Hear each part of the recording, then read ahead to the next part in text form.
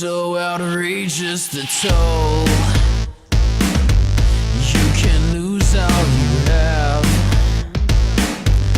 We refuse to give in to the town that takes all. To survive, you must have the will. How this movie doesn't end the way we want all the time. And he shouts at the moon, she's gone. Fears overcome. He was walking a mile. He was walking alone. How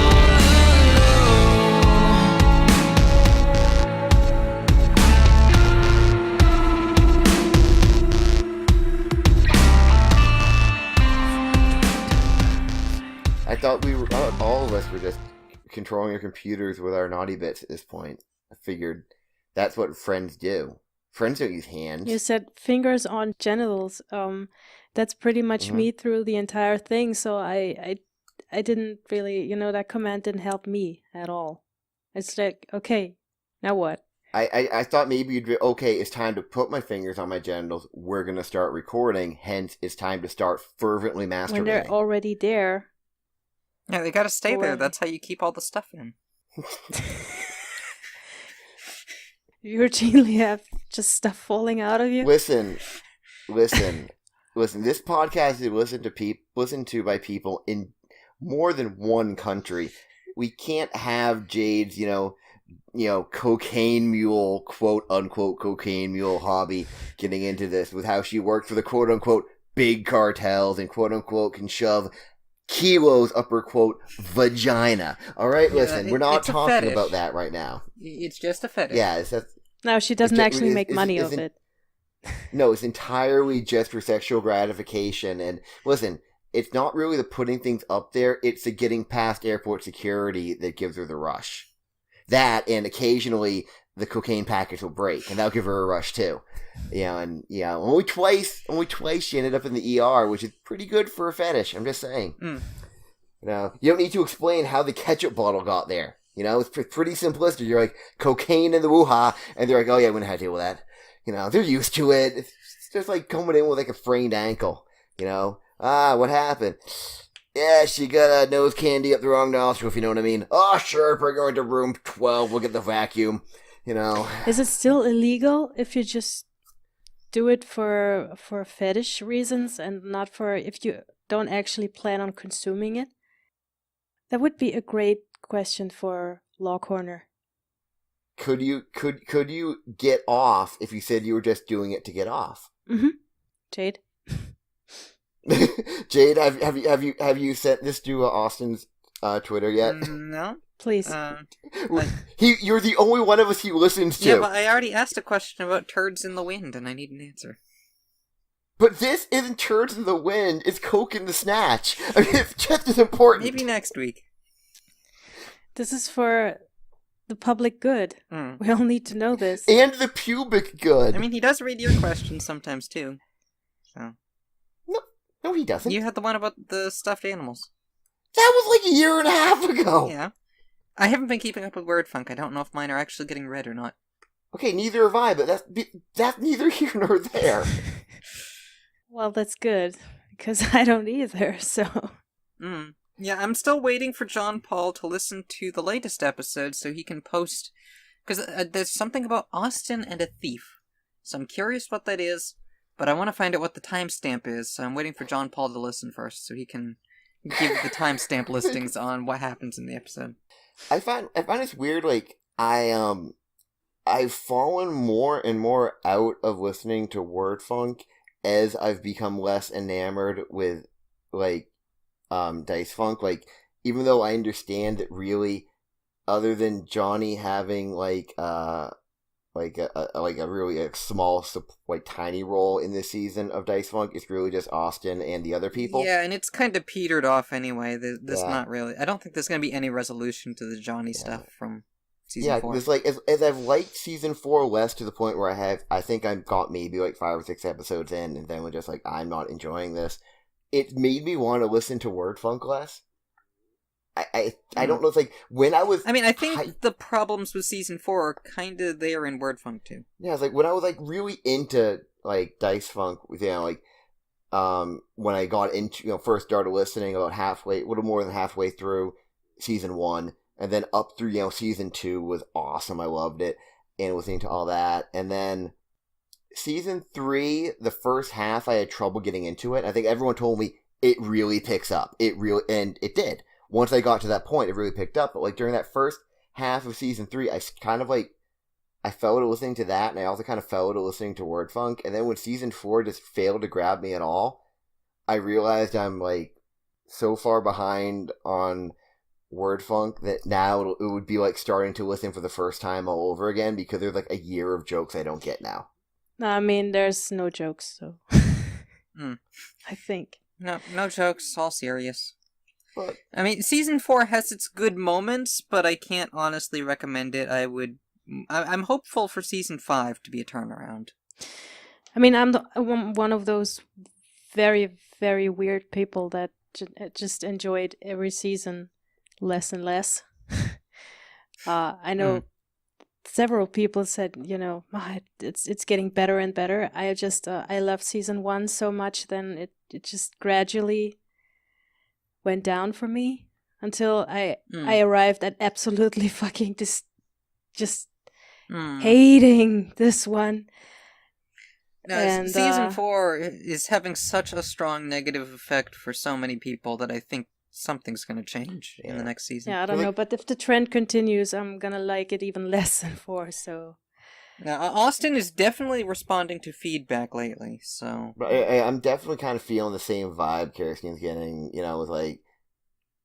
Though, admittedly, I loved season 1 so much, but then again, it had newness to it for me. Because also, I was new to the boys, Yeah. I was new, I wasn't started listening to Dice Funk before I ever even listened to Wordfunk. It was my first experience with them, so there was that newness to it. And then, season 2... there was so much good about season 2 that I loved. I didn't like it as much, but that might just be because the novelty wasn't there.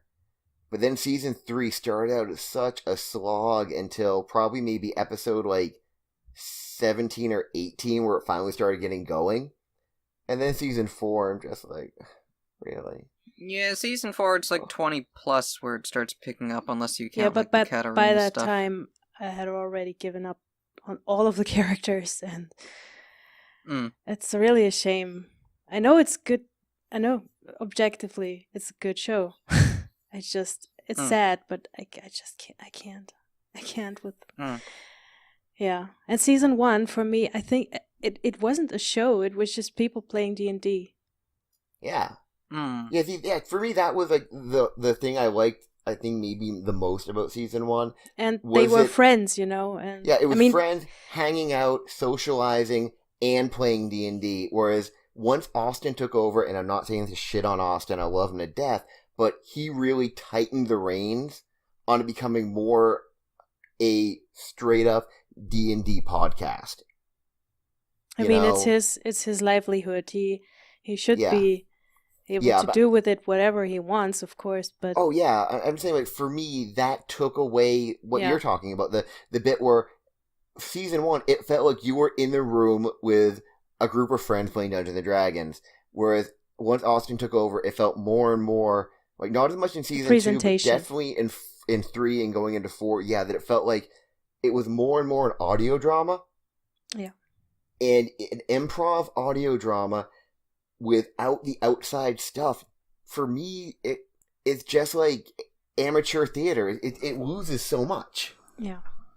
Alright, this won't make sense to anyone but me, but I'm going to say it anyway. To me, the difference between season 1 and like season 3 and 4 is like the difference between going to an independent wrestling show where I know the promoter and I know a bunch of the guys wrestling.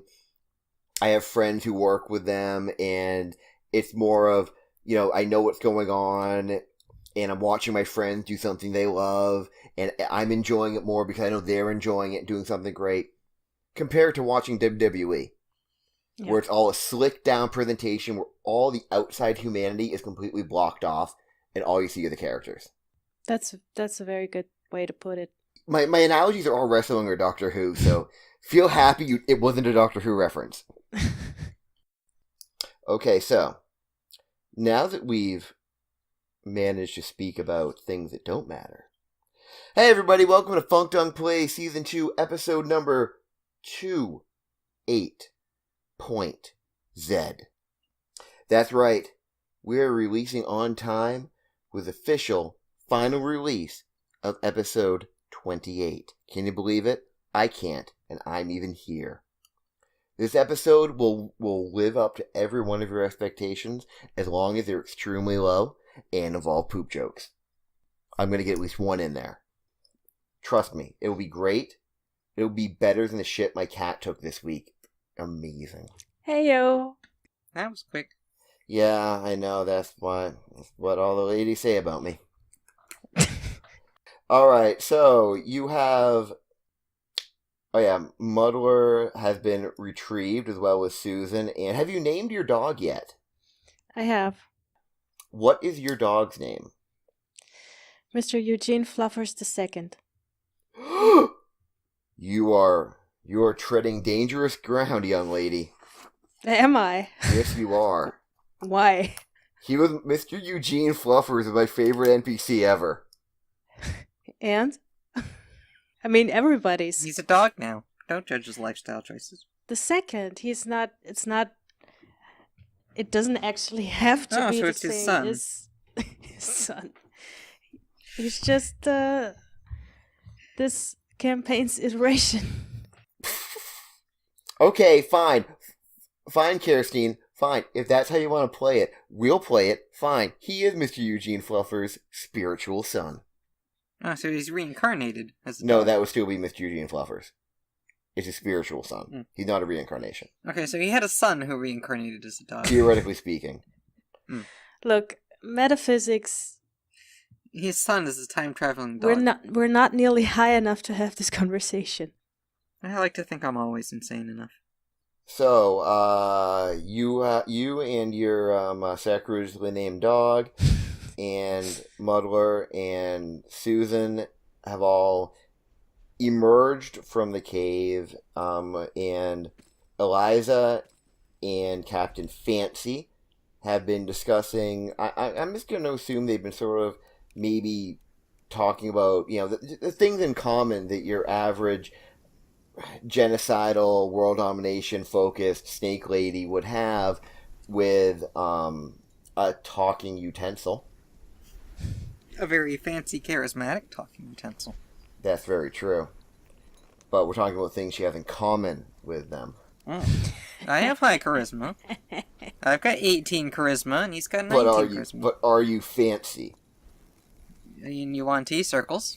I always thought about your charisma as being more like along the lines of the scary charisma. Yeah, it's force of will. But... Yeah, like not like really like, pretty and fancy and all that, but just sort of domination.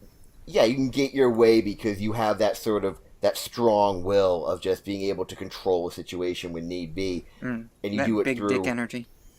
Yeah, through big dick energy. Yes, or in your case, big imaginary snoot energy. Big snake energy.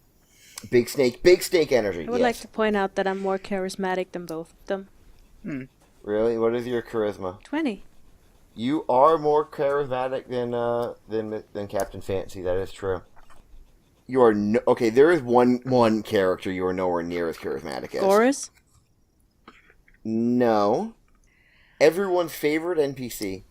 The best NPC. The talking door? Yes, Gary the door. So, if we're just standing around, I'll say it's a shame we can't bring those zombies to Goris as a gift.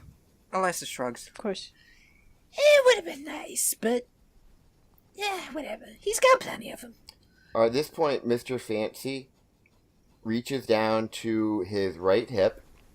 You know how RoboCop reaches down to your hip and a thing opens and his revolver comes out of his hip, and it totally shouldn't be able to fit there because of the way there are joints that move, but it happens. that happens, but instead of a gun, it's a small remote control with just one button on it, like a cartoon would have. Okay. And he holds it up, and it's got an antenna with a big red ball at the end, and he pushes the button. Within about 20 seconds, you hear first you hear sort of a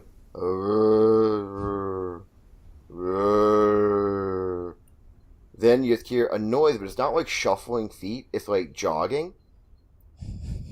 And all of the zombies, even though they're still moaning like zombies, kind of, they're in like perfect like jogging formation. They run up, they're in like little rows, and they're jogging in place next to you. Somehow they're all wearing tracksuits. Did you send them back up the elevator before it collapsed? Don't make Sean make up a story about how they got out. I mean, it's either that or they crawled up through the hole that we carved into the Earth's butthole, gnawing our way out of it like an angry hamster. Okay, he just says, "No, they came up the dumbwaiter." Oh. Why did we use that to get out of there? It was behind the initial bits of rubble. Alright. So are we ready to go? To go see Goris? Let's roll. Okay, so yeah, I guess we're gonna get in the chariot and go ride, and anybody else who thinks they can fit on the chariot will ride with us. Otherwise, they're all like walking or running or whatever. Okay, Muddler gets into the position at front to drive again. I wouldn't be surprised if Mr. Fancy has like a vehicle mode he can change into. Well, actually, he just because he is so tall, he just sort of like is like he's not really running. He's definitely not jogging. If you really would pay attention, you realize he's actually like gently skipping next to it, daintily, very daintily. Yeah, 'cause Muddler is driving. You two are in the chariot as well. Reggie's in the chariot. Your dog is in the chariot. Sticking like his head in the air and his tongue out. Yeah, Like his head is supposed that. to Even though it's an open air chariot, he's still sticking his head off to the side of it. Yeah. Even though he could fully get the same breeze without doing that. See, the dog, it's a dog instinct. And his tongue is like hanging out and almost like hitting his ear. It's great. You haven't even started going yet. You don't know how the fuck that's happening. At any point does it enter into either of your heads to wonder about what did happen to the sheep in the cage? Goat? I don't think Eliza would particularly be interested. No, she briefly considered killing it. Yeah. So, yeah, if it's not around, then she figures it must have died down there, and that is fine. Whatever. Okay, just checking to make sure. So you're heading towards the prison, you said? Mm-hmm. Okay. I was going to say, early afternoon when you took off, you arrive at the outskirts of, within view of the prison, right around dusk.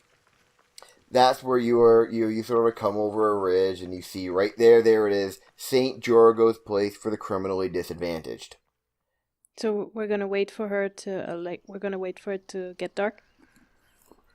Well, I assume we could still go talk to Goris, and when she can come out, she can come out. I guess the only precaution I'll take is I'll take Mulberry and I'm gonna tell her, go fly, go hunt. This could be unpleasant. I don't want you to get in any danger. And I'll send her away.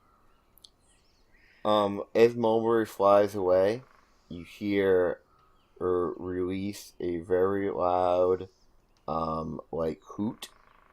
But in the back of your mind, you almost feel like it says, in the background of the hoot, like an echo of just, yeah, fuck you too. Whoa. Sassy owl. Holy shit. Great, my owl hates me. Great. Uh-huh. This is just By hanging around the sheep. this is too not much. my season, really. Aw. Well, it started. I don't know. Like, it's been seesawing between the world hating either of you. Right now, the world likes Eliza. It's everything coming up Eliza. So it's just how it's happening. But you're all right at the front door of someone who also likes Eliza. So And Eliza's not looking to be liked. She just wants to get stuff done. However, what can I say? Goris likes her.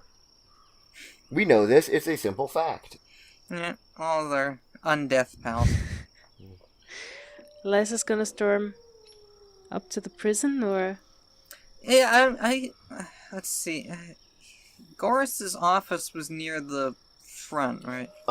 Yeah. Let me shoot. Let me go back I mean, to my map. just like if we're near the front entrance, does it seem like there's still guards? Okay. The way we're going to remind everyone the way this whole thing is set up. There's a large, really high outer wall that circumcises the entire building, goes around it. Then there is a courtyard, and then which is of course full of the undead.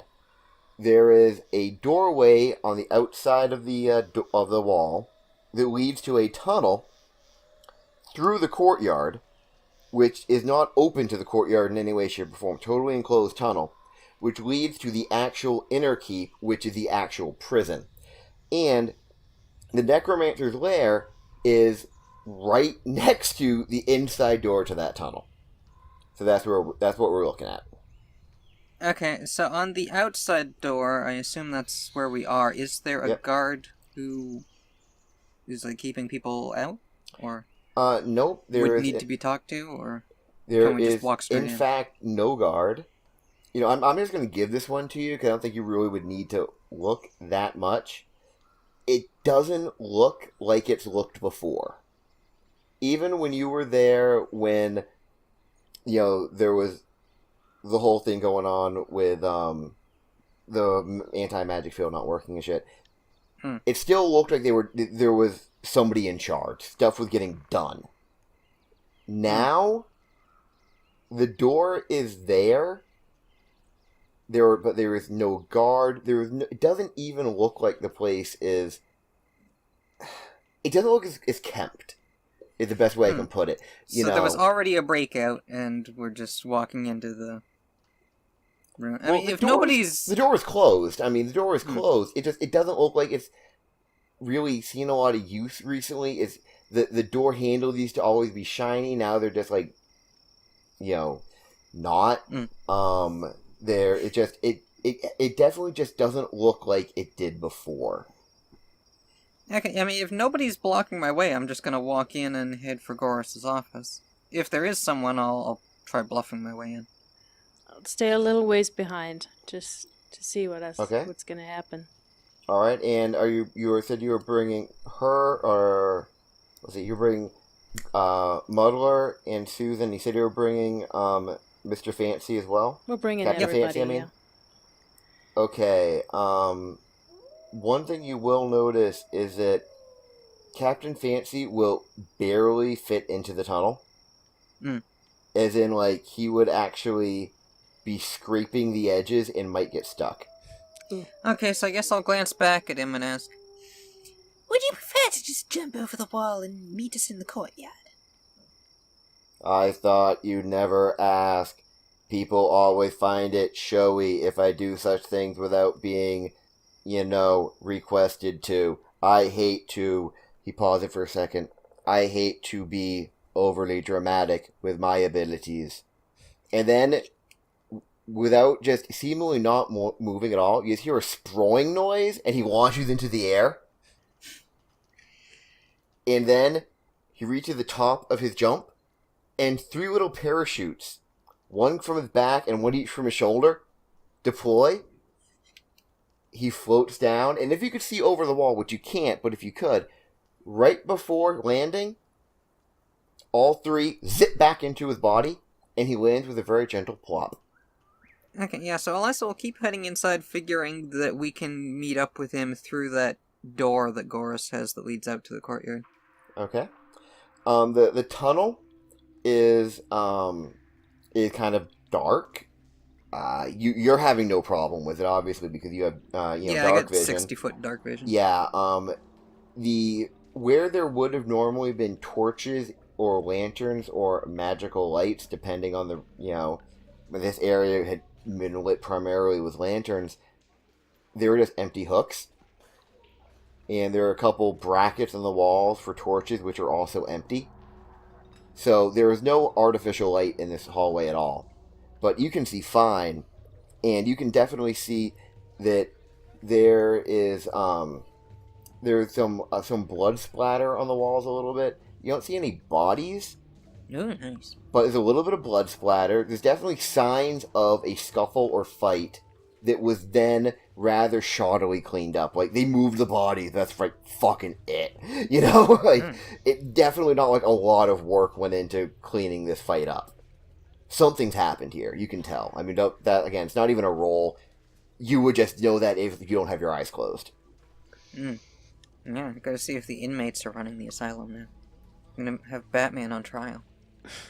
Oh dear. Except, yeah, maybe we'll meet this Batman guy. If all of his old enemies have found him. Alright, so you get to continue onward to the actual door. And this is actually still closed. It has a little like slot, roughly eye level, where someone would be able to look through or someone to knock. And but yeah, that's just the door sit you're looking at right now. I was checking. I don't have actual message, but I have free telepathy. Would I be able to speak? Okay, it says telepathy 30 feet. Would I be able to reach Goris' office with that and send him a telepathic message? Because you don't know if he's even there or not, you wouldn't be able to focus that on a to actually send him a communication from where you're at. Just because he could be anywhere and you just have no way of knowing where to send the message. Okay, so you said there was a door slot, right? Yep, there's a slot which is about at generic eye level, so maybe 5 foot, 8 or 9 inches high. Can I look through the slot? It is closed. Can I push it open? The slot, it opens from the inside. Okay, so I'll sigh and knock on the door. Alright, you hear a rather startled noise from the other side, and you hear just sort of a shuffling, and you kind of make out whispered conversation. You can't really make out what's being said, and then the slot opens, but you don't see anybody on the other side, and you just hear a voice coming from somewhere behind it. You can't if you're looking through it, you don't see anybody. The voice just says, who goes there? Yeah, who goes there? I'm here to see Goris the Great. I have an appointment. There's more muffled conversation. What was the matter? Wasn't it? He's eating lunch. You hear kind of like high fives in the background. You can kind of make out some high fives. Alright, well, can you tell him that the snaky bitch who looks like she's dead inside is here? He'll know who it is. You hear more muffled conversation now along the lines of, you make out the phrase, the B word, and I'll get it, and you hear, but I'd get grounded, and then you hear, but they're dead, and then there's more conversation, and finally going, can we just say the B word? That's fine, just tell him. All right. There's more shuffling, and the little hatch closes again, and then you hear sounds like probably about 6 or 7 sets of feet running the equivalent of 3 feet. They're running all from in front of this door to in front of the door next to it. Because the latch is shut, you can't really make out words, but you can hear the voices again. then you hear sounds like a door opening, maybe something along those lines, and then the hatch opens again, and this time you see two vaguely cold, dead, uncaring eyes appear. Before you have time to react, you hear, "Blah! Oh, it's you." Yeah, hi. They did not say. They said B word. I didn't know which B word. I mean, what, a buffalo? You know, they could be Bangladesh. Who knows? Oh, hold on a second. Let me get it. No, you had... I gave you the key. No, listen. You have responsibility. No, I gave you the key. You have responsibility. Where? Are you kidding me? No, you don't go with him. You go with him. You go with him. Listen, this is what I get for letting you use the toilet by yourselves. Yes, you have to reach in and find it. You want to be... Listen, do you want to go out there with... No? Good. All right. I'm very sorry. One of them, you go to the bathroom, and you lose the key. It is hilarious. Hold on. Just give us a second. Like, a minute passes, and you hear, oh, no, you unlock it. No, seriously. No, I do not need to hold the key. No, it's fine. And the door opens, and you see a mildly embarrassed looking Goris, the great necromancer, in his robes of office, and huddled around him, kind of like hiding behind his robes, are about maybe 6 or 7 children, all between the ages, apparently, of 5 and 7. Are these yours? Before Goris can say anything, Kid goes, "We're war orphans!" Yeah! War orphans! Oh, okay. Lovely. Lovely. What can I say? Hey, listen, all of the inmates, they get out. I was busy. I was having morning constitution. Next thing I know, they kill all the guards, they leave. What am I supposed to do? I have all these rooms, I have zombies, you know. Kids show up, they say, "We're war orphans." I'm like, "War hadn't even begun yet." They're like, "Yeah, we'd rather be orphans." Apparently their parents are pricks. So they live in the cells, and apparently they lose the keys. And one little kid just like steps back like 5 steps when he says that. And they're going to wash the key very carefully. Yes, they are. Or they're going to go in the courtyard. Forever. Like Billy did. And all the kids all of them step back, another step. That's what they said, do your thing. Oh, I'm so sorry, blah. The kids, they're crazy. How are you doing, my dear? And he reaches out to shake Eliza's hand. Oh, yeah. Eliza will do, like, a shake that leads into, like, a shoulder bump. Okay. Yeah, no, doing quite well, actually. I've got some big plans for some big murders. Oh, I do love the killing. It is so much fun. Not as much to do now. No prisoners to be tortured for all eternity. These children, they take my mind off things with their games and their fun and their screams of terror when I turn one of them into the undead. But there's only so many of them. How many times can I do it before there's only one left? And how many times can you scare that last child before he loses his mind? I have to plan ahead, Yes, so I come here with business relating to that. Also, I brought an old friend of yours. Unfortunately, she can't come out until the sun is completely down. Oh, no, many people like that. It's fine, We all have our own, like a personal aesthetic, I understand. Some people, their mascara just do not look light, except in moonlight. It's called being goth. I know all of it. Yes. I am Victorian. Anyway, so from what you were saying, it sounds like you're the only one left, aside from these little whelps. Well, yes, of course, except for the lowest level. But I don't go down there. No one does. There's stuff down there that would carry your head if you had any. I don't know what it would do to those scale things. It would be painful. I mean, anyway, we don't go down there. Is anything down there useful if one were to say, be trying to murder the entire Butt family? Well, I mean, it depends on what you think about useful, I mean, controllable enough that it'll kill them, but not us. No. Oh, well. Yes, that is what I'm here for, by the way. I was wondering if you'd be interested in joining this crusade. Oh, you wish to kill the entire Butt family, then? I kind of figured you would probably end up doing that, but I didn't want to, push you in any direction because I would feel like I was imposing on you.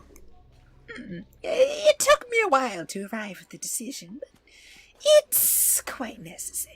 Yeah, Reggie, he was a good boss. I heard he became a flag or something. I don't know. I mean, he always struck me as someone who would end up flapping in the breeze. He was a good boss. Would you guys like to go somewhere more comfortable, or are we gonna stand around in this doorway for all eternity? Yes, let's go back to your office. That could be arranged if that's what you want. I have the ability. I could, I wouldn't above. If you wanted to become, like an undead door guard, I could probably, I could do the thing. Hey, actually, we can go anywhere in this building. You practically own the place now. Yes, I guess you could say I do. I'm still partial to my chambers. My rat, he does not like going into the other places. He says they make him feel uncomfortable. Despite all his rage, he is still, most happy being a rat in a cage. It just gonna start walking into the direction of Goris' chambers. Okay. Not waiting for an invitation. Our mutual friend is right outside your courtyard door. Oh! She's riding in a robot that's a little bit too big for the tunnel, so he had to go around. Oh, that would explain. I will have to tell her to make him watch his landings better. He landed on one I was trying to train to juggle, and I had really gotten it up almost to one ball. Well, maybe next time. Alright, so you make your way to your office, and it's, the same, sort of dark, moderately opulently appointed office. His desk is still very large and made of a black sheened mahogany, and his rat, Billy Corgan, is hanging out on the bookcase in his rat cage, he's chilling. He's at the same time not happy with there being this many strangers in his office, because he thinks of it as his office. Well, he's never happy. However, he is happy Eliza's there. I was friends with Billy Corgan. I don't know about Eliza. Yeah, I don't think Eliza ever really interacted with the... Yeah. No, the thing is, he liked it at first, but when he shit down its back, that was intentional. Oh. He changed his mind. Okay. And, Fine. This is all designed to make it snap. Or Kirsten snap. Go on. I'm sorry. Alright, so, did you want to open the door, or should I? I probably should do the door opening thing. They get so irritated when someone else does. He walks up to the door to the outer courtyard. He moves his hand in several mystical and arcane gestures. Once to the left, once to the right, once down the middle, once to either side. At which point he remembers that the key is in his left hip pocket. And he removes it. Unlocks the little padlock holding the door shut. Opens it. And then just punts the door open. Literally just raises his foot and pushes it open with the flat of his foot. And the door swings open wide. And you hear, bump bump. Sorry, Theodore. I mean, not really, the eternal torture and shit, but didn't mean to knock you over. And he looks up, and standing out there in the growing twilight is Captain Fancy. And Goris goes, "Ah! Captain Fancy, how are you doing? I have not seen you in so long. You are looking fantabulous. The night is young, but you never get old." And Mr. Fancy just nods at him and says, "You do me a great honor by complimenting me, because you yourself are one with such a pleasing visage. You know how to get straight to my non-beating heart." I came to invite you to join the crusade against the bats, to get you to meet Sarah again. And also, we heard something curious from her on the way here. Something about Reginald being sighted. I wondered if perhaps you were propping his corpse up. Play some games. If his body was still warm, I might have thought about doing such a thing, Because who doesn't want to, occasionally just stand there and kick their boss in the genitals over and over again until it gets boring? I mean, let's face it, we're only human or like humanoid or formerly human or giant robots, But I'm saying is we're people. But no, I did not see his corpse. I would like to know exactly what you're talking about, though, because if people are, going around and not being properly dead, and I'm not involved, I need to get my cut of the action because I have a franchise fee. Yes, I'm not entirely sure myself. Maybe when Sarah can come out to talk, she could enlighten us. At which point, almost like as you say that, the last ebbing rays of sunlight fall behind the horizon, and as twilight ends and Captain Fancy stops sparkling in the sunlight, the chest door opens and Sarah, her coffin door just flies open and she appears to fall lifeless from the chest cavity. And when she's only about 6 feet from the ground, her limp body curls into a ball, somehow manages 6 full flips, and lands on her feet. I guess you're awake now. We've reached Goris. Oh yes, sorry about that. It's just ever so embarrassing, but, vampirism, eternal life, sleep in the day, that sort of thing. It's a lot like being a teenager, except, the urges are a lot less grotesque. No offense, Goris, please, no offense. Oh, none taken. I don't even barely able to go by that namesake anymore. It was just, I swear, Reginald puts it on the nameplate just to be a prick. But bosses, right? Do you want to kick him in the genitals until you get bored? I never really agreed with anyone about that until I spoke to Eliza here. Now I realize that bosses are here to get kicked in the genitals until you get bored. Isn't that right, Eliza? Oh, absolutely. So I agreed to join them to kick a whole bunch of bosses in as many genitals as we can find. We may have to attach some to some of them, because I've heard a lot of them ridiculous. Yes, we're going to kick a lot of butts. Oh, them too. But yeah, so I guess they were probably hoping that, you could use your zombie army to help them conquer, and, I don't want to be, naughty or talk out of school, but that thing you do? That naughty thing you do? She kind of wiggles her eyebrows at Goris. And he goes, oh, you mean raising the dead of our enemies to fight against their former allies? And she giggles. Yeah. Well, I can do that for you and you, Snake Lady. Yeah, no problem. Oh, lovely. So you mean as we kill them, they'll be joining our ranks? Well, not really them. I mean, just their corpses holding their weapons and, bearing a completely striking and uncanny resemblance to the loved ones of those they are slaughtering, of course. But, Look, I think of them as corpses to begin with. Well, in this case, there'll be corpses on your side, killing people who are horror-stricken by their fathers and mothers murdering them. Oh, God, it makes me happy to be alive at that point. That sounds so wonderful. You're awfully quiet over there, Yetta. What are you doing? I'm sorry. What were you saying? Oh, well, never mind then. Okay, so Sarah, you were saying something about, Reginald being spotted around here, was it?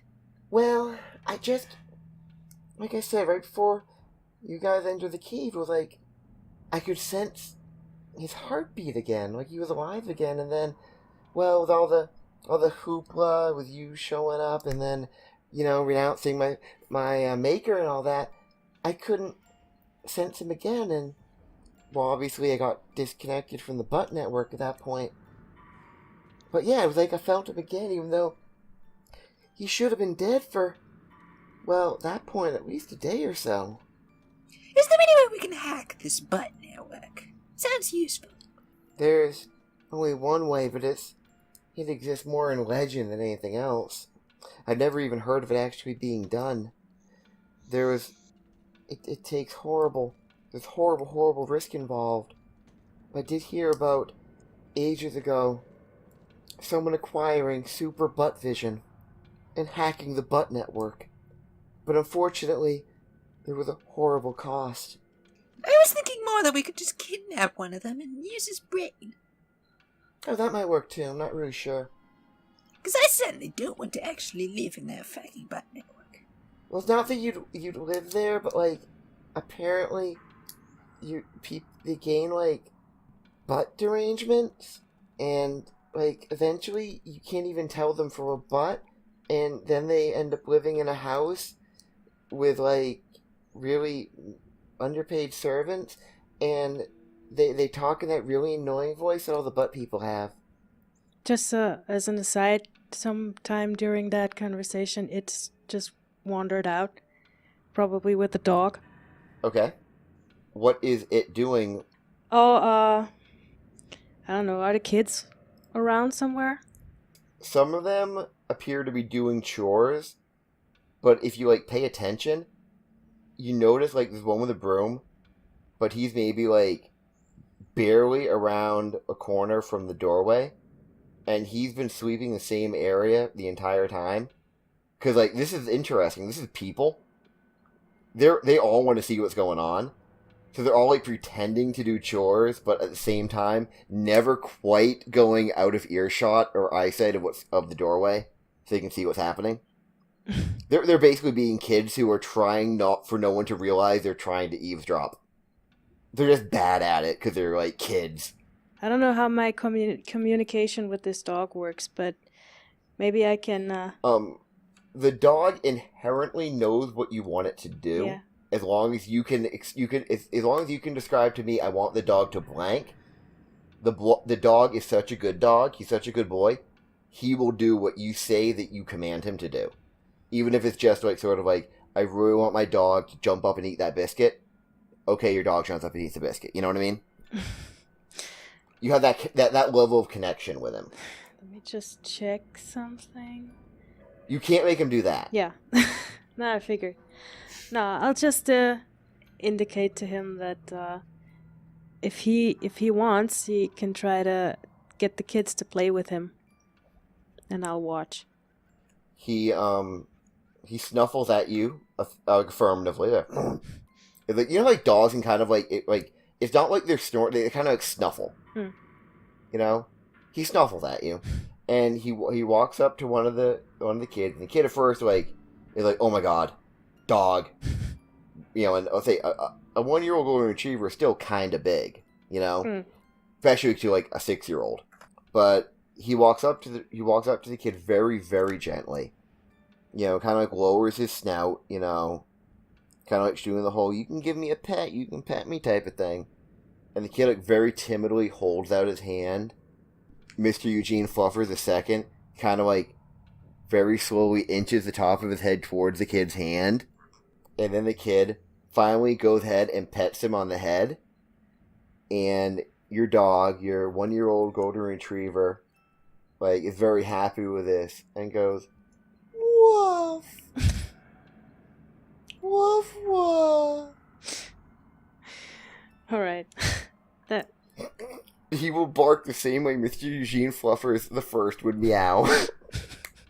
Yeah, so I guess Elisa, she's just hanging out with the other two.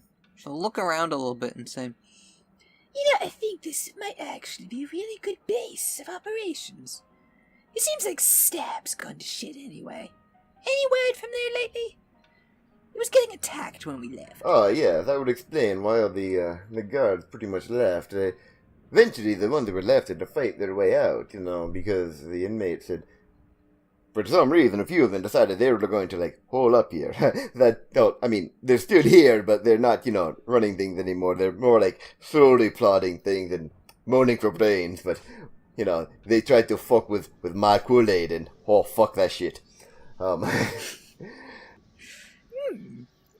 was thinking, though, and he's talking to you, he's going, like, like, going over the books on one of his bookcases. And he's flipping through.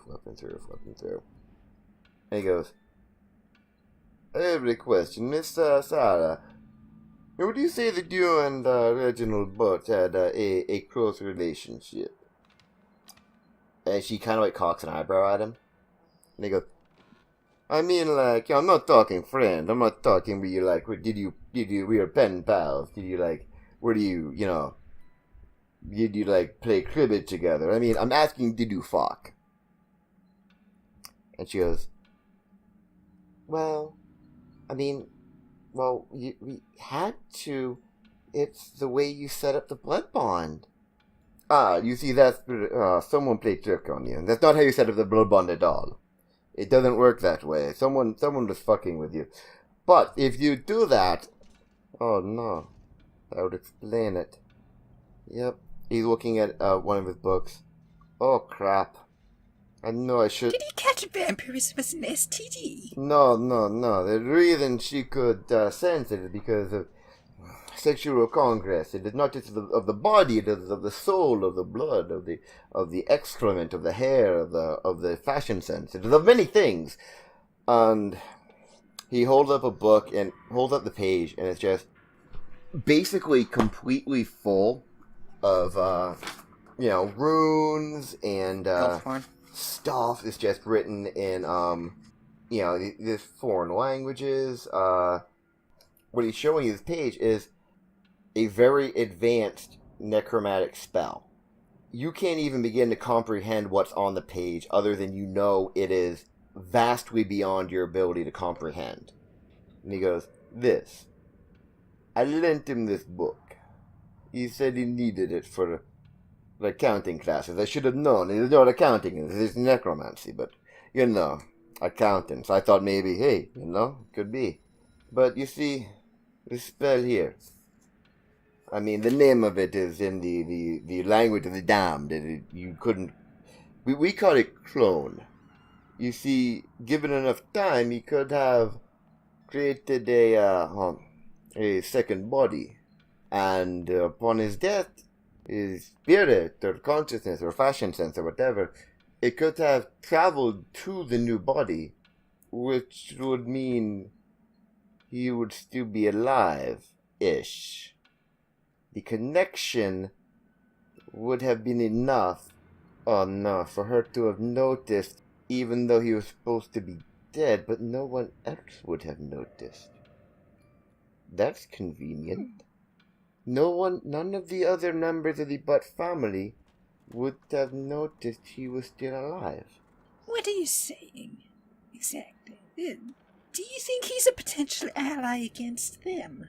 I don't know. All I am saying is that he is a devious man. I will give him that. He already has 10 plans, but there is... don't quote me on this. I cannot say it is true. I cannot say it is not true. I am just saying it would almost seem like if one was trying to fake his own death, getting you really mad at them and having a spare body would be a fucking good way of doing it. And Elisa's going to open up her mental checklist of people to kill and write Reginald Butt? ? So outrageous to toll. You can lose